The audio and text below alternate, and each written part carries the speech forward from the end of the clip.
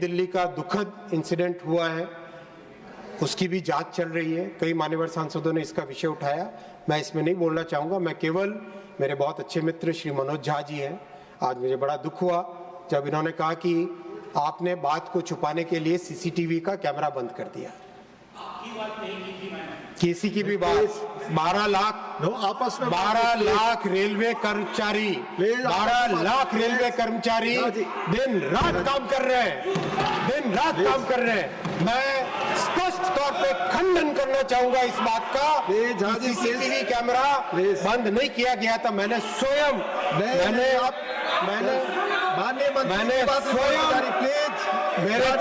मेरे पास CCTV camera की footage खुद के पास है, मैंने स्वयं देखी है। कोई बात नहीं है। किसी भी बात में माननीय सभापति महोदय, सिर्फ माननीय सभापति महोदय, रिकॉर्ड पे जा रही है।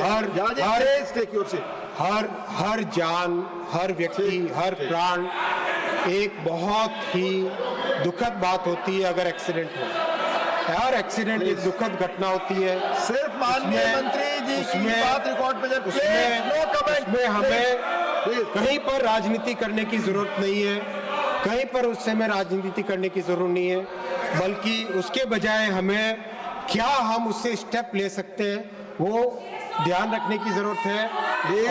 No comment please. माननीय मंत्री जी आपकी बात है। सभापति महोदय, इस दुर्घटना के बाद में ये फैसला लिया गया है कि 60 स्टेशन पे कंप्लीट एक्सेस कंट्रोल किया जाएगा। 60 स्टेशंस में परमानेंट होल्डिंग एरिया बनाए जाएंगे, जिससे कि ज्यादा सर्ज आए तो सर्ज को उसी एरिया में रखा जा सके।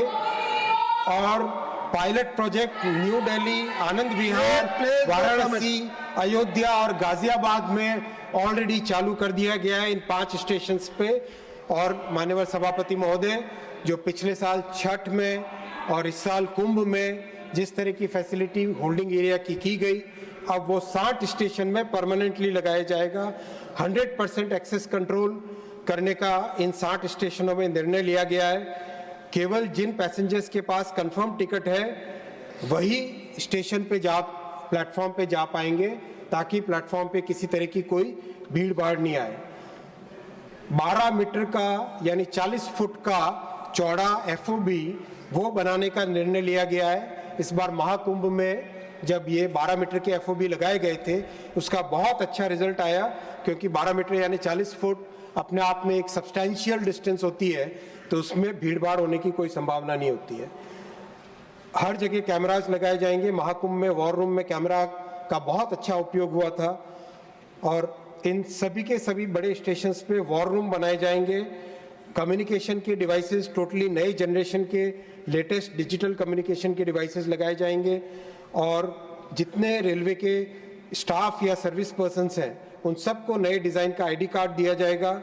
स्टाफ के लिए एक नई यूनिफॉर्म बनाई जाएगी, जिससे कि किसी भी क्राइसिस के सिचुएशन में लोगों को पता चल सके कि ये व्यक्ति रेलवे का अधिकारी है या स्टाफ है, तो आराम से उसके साथ संवाद हो सके। ये सारे के सारे डिटेल एनालिसिस किया गया है न्यू दिल्ली स्टेशन के इस इंसिडेंट का, और उससे जो सीखने को मिला, बहुत दुखद घटना हुई, हम सब उसके लिए दुखी हैं, लेकिन उसमें भविष्य में ऐसा ना हो वो करना भी हमारी जिम्मेदारी है। इसी प्रयास से फिर ये भी एक निर्णय लिया गया जो कि बहुत कठोर निर्णय होगा, और मुझे मैं आपके माध्यम से पूरे सभी मान्यवर सांसदों का सहयोग भी मांगूंगा कि टिकट्स इन सब स्टेशंस, भीड़ भाड़ वाले स्टेशंस पे उतनी ही दिए जाएंगे जितनी की सीटें ट्रेन के अंदर है, ताकि भीड़ वाला वो मुद्दा ना हो। साथ ही साथ जो डिमांड रहेगी उसके लिए करीब 80 के आसपास स्पेशल ट्रेन्स की व्यवस्था की जा रही है, जिनको इन 60 स्टेशंस के आसपास वाले एरिया में रखा जाएगा, ताकि अगर अचानक ज़्यादा भीड़ आए तो स्पेशल ट्रेन के माध्यम से लोगों को यात्रा की एक सुविधा दी जा सके।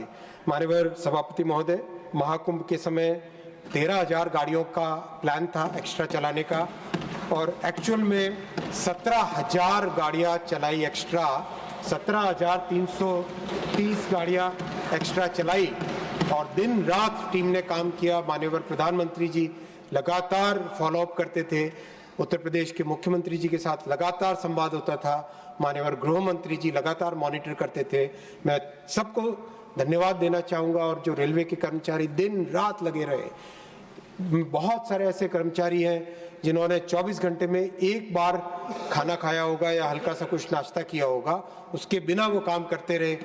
एक महिला कर्मचारी, एक महिला कांस्टेबल अपने बच्चे को अपने गोद में रख के यहाँ पे काम पे ड्यूटी पे लगी रही। इस तरह के कमिटमेंट के साथ सबने काम किया माननीय सभापति महोदय। और ऐसे में विपक्ष अगर केवल उंगली उठाए और 10,000 काम अच्छे हैं और उस 10,000 कामों को ध्यान न देके केवल एक गलती अगर हो जाए, केवल उसी के ऊपर लगे रहे, तो ये तो कोई एक डेमोक्रेसी की बात नहीं हुई। मेरा इससे आपसे इतना ही रिक्वेस्ट है कि इस पूरी टीम को, मेहनत जो कर रही है टीम, प्रधानमंत्री श्री नरेंद्र मोदी जी के प्लीज प्रधानमंत्री श्री नरेंद्र मोदी जी के इस बहुत ही संकल्प भरे समय में माननीय सभापति जी, जो एक समृद्ध राष्ट्र बनाने का सपना लेके हम चले, जो देश को विकसित भारत बनाने का एक जो लक्ष्य सामने रखा है, और जो राष्ट्र प्रथम सदैव प्रथम की भावना को हमेशा जिया है, इसीलिए आज इस देश ने मोदी जी को ऐतिहासिक तीसरी टर्म दी है। और इस तीसरी टर्म में मोदी जी ने हम सबको कहा है, प्रधानमंत्री जी ने हम सबको कहा है कि हमें इस बार 3 गुना अधिक मेहनत करनी है, ताकि विकसित भारत का जो फाउंडेशन है वो मजबूत बने। और उसी भावना के साथ हम सब काम कर रहे हैं माननीय सभापति महोदय।